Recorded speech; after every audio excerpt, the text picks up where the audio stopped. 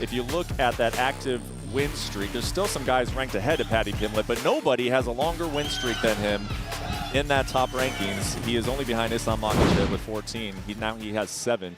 Paddy, interesting night, man, and you have had a lot of them here in the UFC, but this one, I mean, now you're calling out Gaethje, and they're showing him on the screen. Dustin Poirier is up here. I mean, this is just a different level of energy. You're in the biggest conversations now. Does it feel any different to you? No, I always said this was going to happen. You know what I mean, Brett? I always said this was in my future. People laughed at me when I first said it and said I weren't going to do it. I can remember getting laughed at and said I'll never be ranked. Then it was I'll never be in the top 10. Now I'm going to be ranked 7 on Monday.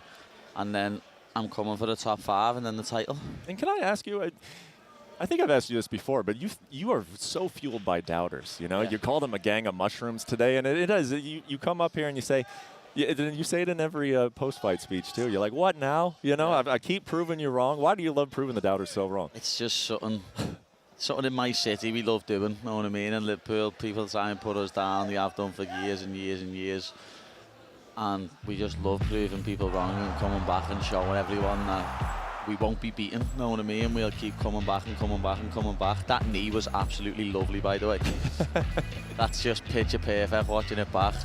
Oh, especially the amount of drilling I've done in the gym of that. We game plan everything. Everything that we do is meticulous, all the stuff that I do with my team.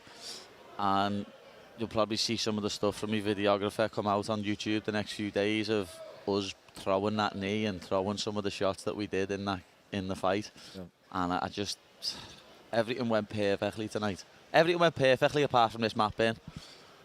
That mat burn is no joke. Well, if that's the worst thing that happened to you, I think you're all right in a fight with Michael Chandler.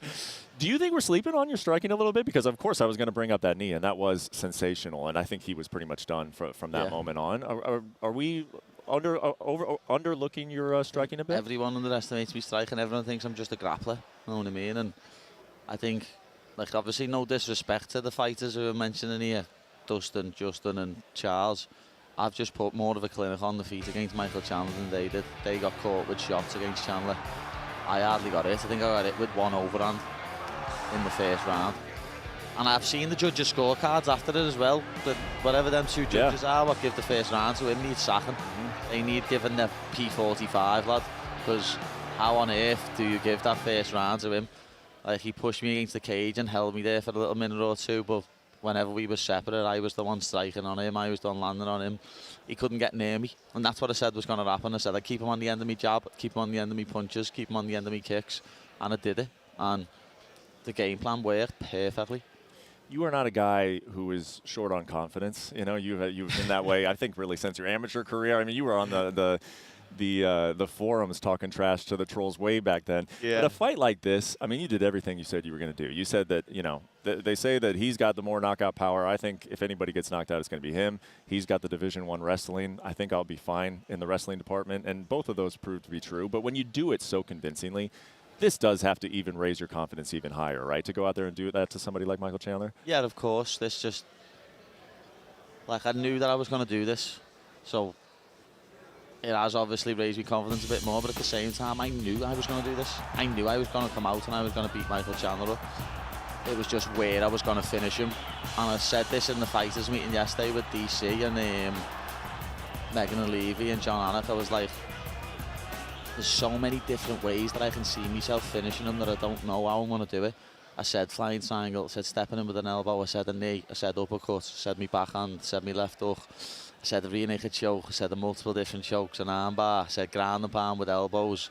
I was saying I can't wait to 12-6 elbow someone. I finally got to do it. I finally got to. I was going to say, it almost seemed like you had an option at one point. I mean, even Chael Sonnen was sitting up here and he was like, why isn't he throwing the choke on? It seems to be there. And it's like, do you want to get on top and throw those elbows? Yeah, I wanted to get on top and throw those elbows. I wanted to, like, obviously I was looking for the submission, but after watching Charles fight him and Charles didn't get the submission, hunting for it for rounds, I thought, there's no point in hunting for a submission when I can finish him with ground and pound.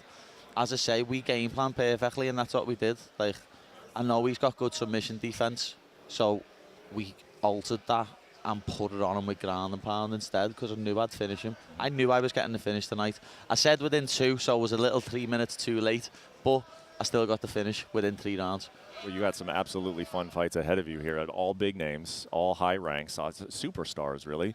It's felt like in the post-fight speech, Charles is the top one? Or Yeah, it's just Charles. Like, for me, Charles is a legend.